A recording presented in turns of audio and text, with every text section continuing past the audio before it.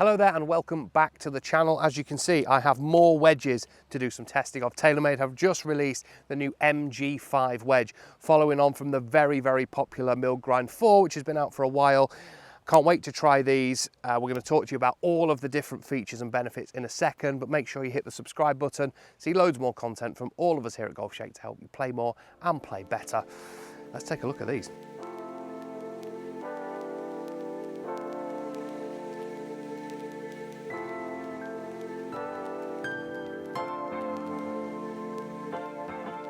The all-new MG5 wedge offers exceptional soft feel, responsiveness and versatility. Available in 6 different grinds, constructed from ultra-soft forged carbon steel and featuring TaylorMade's all-new aggressive sawmill grooves for more spin and control. The MG5 wedges are designed to help you unlock your full short game potential. The new sawmill grooves have been redesigned with ultra-tight tolerances, steeper walls and sharper radii. The grooves produce more spin for maximum control on every single shot. MG5 wedges utilise spin tread technology and a raw face finish to help you maintain more spin and control even in wet conditions. Just like tyre treads keep your car connected to the road, spin tread technology redirects water away from the club face and increases friction with the ball at impact. The 6 different grind options offer maximum versatility for every player's short game, from low bounce, the SC grind, the SB grind, the SX grind and the HB. There is something for everybody. So with all those different grinds to choose from, I've got a bag full here and there are examples of every single grind in this bag. So what I'm going to do is I'm going to show you kind of what each grind does and why you might choose that to help your short game. So we're going to start with a 52. I've got 115 to that flag that's on the green there, so it should be pretty much spot on for this. Yeah, that's it. So I've also got the Trackman set up so we can have a bit of a chat about the numbers as well. At the end of the video, I've also done some testing already with a 58-degree wedge where I've hit some with a brand new MG4 versus a brand new MG5, and we'll have a bit of a look at the difference between the spin, launch, etc. of those towards the end of the video. But for now, let's hit this gap wedge. Like I say, 115 yards. Look behind the ball, really nice shape. Nice and rounded. Yeah, I really like it, to be honest. The way it sits behind the golf ball looks really good. Let's see what it's like through the turf. Very good. Feels really good. Nice high flight, that one. Yeah, it's pretty much landed probably about 5 feet short of where I wanted it to and just spun back a little bit. Let's just have a look at that. Yes, it's landed 113, so it's a few yards short of my target, but really nice flight, stayed nice and straight through the air, and the flight looked quite spinny when I hit it as well. I was actually expecting it to launch a little bit lower than that, but yeah, it was really nice flight. It's pretty much gone the distance I want. Let's just try another one from here as well. See if we can get it back to that flag. Now I've hit that a bit harder. Hopefully it gets there. Yeah, it's landed pretty much pin high, about 15 feet left of the hole there. But yeah, it's kind of right on the limit of me getting 52 all the way to that flag, I think, today. But yeah, flight very high, actually. I quite like it. It was coming in, obviously there's no real wind today. It's nice and warm as well. So we'd expect a few more yards out of our pitch shots. And 52 isn't a loft I'd generally use. 50 is what I'd have in my set. And I can hit that up to about 120. So yeah, it's kind of somewhere around that sort of yardage that we've got here. But feels great through the turf. The divots are nice and consistent. As you can see, the striking was okay. It's taken a bit off the golf ball there, as you'd imagine with new wedges, where it's just nicked a bit off the cover of the ball there. So we're probably going to have some slightly wounded golf balls when we get up there. But yeah, it looks great, feels really good. So in the 5 different sole grinds and bounces that we have here, there are some that are more suited to your kind of full swing shots, like your standard bounce generally is pretty good for your gap wedges going into your sand wedges. When we get into the more higher lofted end of your set, that's when some of these grinds and bounces will really play more of a part. So what I've done here is set up like a little 40-50 yard pitch shot towards that flag up there, and we're going to use each of these different grinds, talk through kind of what we'd expect with them, and hopefully we see that when we hit some of these shots. Now, you know, we've got quite a baked hard fairway here, so potentially some of your lower bounce options might be better. We're not going to be able to take a hell of a lot of a divot here. Obviously, we've had some very dry, warm weather in the UK over the last few months, and it's left a lot of golf courses with patches like this in places, so I thought it was quite a good place to have a bit of a look. Now, obviously, the higher the bounce, generally better off softer turf, maybe out of bunkers as well, which we're going to hit some bunker shots in a minute. The lower bounce should be better, the sort of firmer the lie that you're playing it from. So we'll start with that low bounce in the 60 that I've got here, and we'll just play a shot towards this flag and see how it reacts. So, like I say, there's not a hell of a lot of grass there. I probably can take a little bit of a divot, but not much of one. And yeah, let's just see how it sort of goes through the turf. Pretty good. So I've picked that straight off the top. Wow. That's got backspin on it from a 50-yard pitch there. That was really, really spun quickly. But you can see it suits that kind of shallow sort of delivery position, which I was trying to be a bit shallower through that and kind of cut across it a bit and get a bit more spin. Take a no divot because it's pretty impossible to take one. But yeah, absolutely loaded with spin. Very, very impressive. When we move up through the grinds then, so we've gone from low bounce in there. We're going to go with the two of the newer ones here. So we've got the X and the C. So I'm going to go C grind here, which has got 9 bounce on it. So a little bit more than we just saw in that low bounce, and see what this is like for this. I think this could be quite a versatile grind for many of you who want to play a variety of different shots from around the greens. You might want to open the face up a bit because we've got this C-shaped grind on it, as SC would indicate, with a bit more heel and toe relief. So let's try and play a shot from here with this. Yeah, certainly can be a bit more aggressive with it. That's good as well. Loads of spin again. Yeah, it's about 15 feet from the hole. But yeah, I can feel like I can hit down on this a little bit more and feel like I can be a bit more aggressive into the turf. When we go into that X grind, we've got a much higher bounce in that.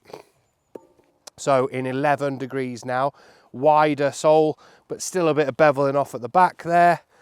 Let's see what this is like when we take it through the turf.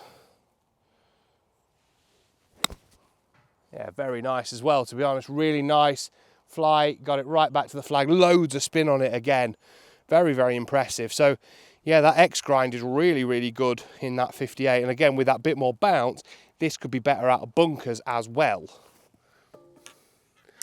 So when we move into, we've got standard bounce now in 10 degrees. Obviously a bit more of a full width sort of sole as well. Let's see what this is like. Yeah, good. Again, not quite as sort of zipped off the turf as we saw with the X grind just now, but still really, really nice shot. Loads of spin on it as well. It's very impressive how much spin I'm getting from, you know, very low club head speed going into these shots. You know, a 50-yard pitch shot, I wouldn't ever really expect it to be spinning backwards, and that, particularly the first one with the low bounce, was just absolutely ripping back when it landed on the green. So, and now we've gone to our highest bounce option in 12. Okay, we've still got a bit of heel and toe relief there, so it's not too bad, but much more sole width and obviously a bit more bounce. So may play slightly different. Yeah, again, nice low flight in there though. Loads of spin, really good stopping power. So all very, very good. But you can really feel through the turf the subtle differences that you get with each of these different grinds. So for me, I'd probably want something that was quite versatile. So I do like to open the face a bit, and particularly out of bunkers, I might want that. So something like the C grind might work quite well for me, or even that X I thought was quite impressive when I hit that shot there. For me, the low bounce one, I don't know. I'd probably get a bit worried over certain shots with that, particularly when we get in the bunker in a second, but we'll play a few out of there and talk about the sort of pros and cons of that as well. But from these kind of fuller pitch shots, if you're that kind of player who does take a big divot, if you hit down on it a lot, the higher bounce the better. If you're someone who's quite shallow and picks it off the top, the lower bounce the better. But we've also got those sole shapes and grinds to help whether you like to open the face, if you play it always square, there's different ones in there to help you as well. So now we're in the bunker, we're going to see what each one of these grinds does out of here. I'm going to start with the highest bounce. So this is the one that should be best out of bunker. So for those of you that really struggle with bunker shots and really need some help, this HB option with 12 degrees of bounce on there should get a bit more mass underneath the golf ball and help pop the ball up. So let's play a couple of shots here with the different grinds. So we've obviously got quite a tight flag here, so it's not an easy shot anyway. But yeah, goes through the sand quite easily, pops it out. I'm probably going to struggle to get this anywhere near this flag from this position, but yeah, I played that quite nicely, to be honest. Popped up really, really easily. You can see it takes plenty of sand with it as well and really throws that ball up and out of the bunker. Right, we're going to move through now to the standard bounce option. This is probably one that's going to suit the vast majority of players out there, so let's play a few with this. Yeah, pretty good again.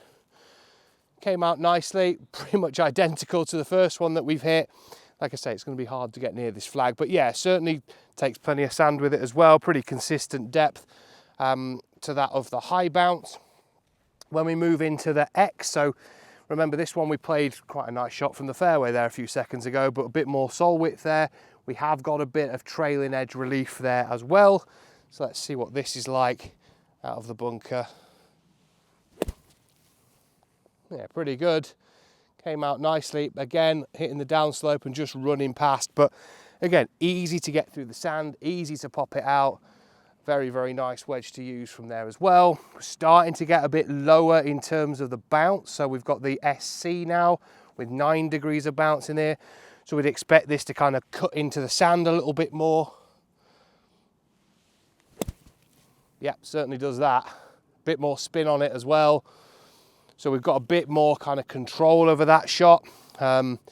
This is probably the grind I would gravitate towards for a bunker club for me, because it's got that versatility of being able to open the face when you're playing bunker shots, but also when you're chipping, it's got a bit more relief there as well.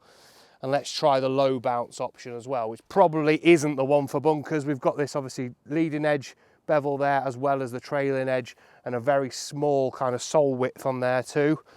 Let's see what this is like. Yeah, that's probably, go on, get in there. That'll do. So yeah, for this type of bunker shot that's so close to the edge, it's actually worked out really well. I think overall, for the most bunker shots, I think this would probably be the least effective. However, if they keep doing that, could change my mind. So that really shows us quite a lot about the kind of sole grinds and what difference they make through the sand. I think if you're that type of player who your only objective is getting it out of the sand, then the higher bounce options are definitely better. If you're someone who's that bit more precise and wants to play different types of bunker shot, whether you like playing them high and low and with spin and things like that, then obviously the lower bounce options are going to fit into there.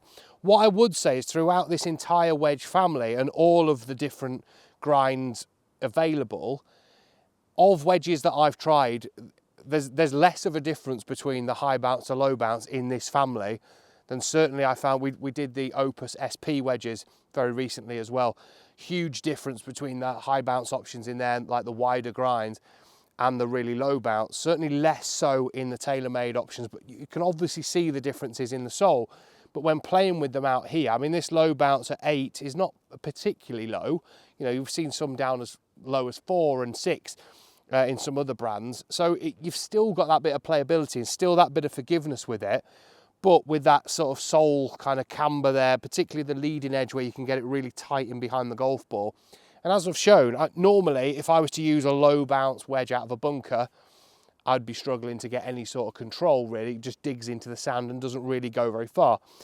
I've actually hit about 10 or 12 shots with this now, and it's probably, out of all the wedges I've tried, probably the best one from this sort of distance. So yeah, very, very impressed with that. But yeah, obviously we'd always want you to go and get fitted for wedges. Make sure that you go to someone who knows what they're talking about when it comes to lofts, grinds, bounces, can really have a look at your short game and make sure that you get the right choice. Right, so what I'm going to do now is head over to look at some of the data that we got from earlier, where I tried a MG4 wedge, brand new one, versus a brand new MG5. So let's take a look at that. So let's take a bit of a look at the difference between MG4 and MG5. I got a brand new MG4 wedge out, so very comparable in terms of the condition of these two clubs, and it was around 50 yards, 55 yards I was hitting these pitches when I was measuring this data. We can see there's a lot of similarities. So the dynamic loft I've delivered, the club speed pretty much matched up as well, but we can see some quite significant differences. So if we look at the height straight away, so MG5 peaks at 21 feet as an average, which is 4 feet lower than we're seeing with MG4, and then the spin is the biggest difference, right? So 7,700 as an average versus 7.4 pretty much. So just over 300 RPM difference on such a short shot is very, very good, and that certainly backs up what we've seen out on the golf course when we've seen how much spin these have when they actually land on the green. Very, very impressive. You see the launch angle's that bit lower as well, which is what we'd expect and kind of how these wedges have been designed. And yeah, it does exactly what TaylorMade is saying it should do. And those kind of additions of the technology on the face and the groove pattern have really improved the spin and control that you get with these wedges as well. So hopefully you've enjoyed that video. It's been great getting out on the golf course and testing them on the Trackman. They're lovely, lovely wedges, and to be honest, I think one or two of them may find their way into my golf bag towards the end of this season. So much did I like them. Love the forged feel, love the different sole grinds, although like I said previously, I found very subtle differences between each one, certainly not as kind of polarized as some of the brands out there, but very, very good. I love the addition of the new the X and the C in there as well. I think they work quite nicely.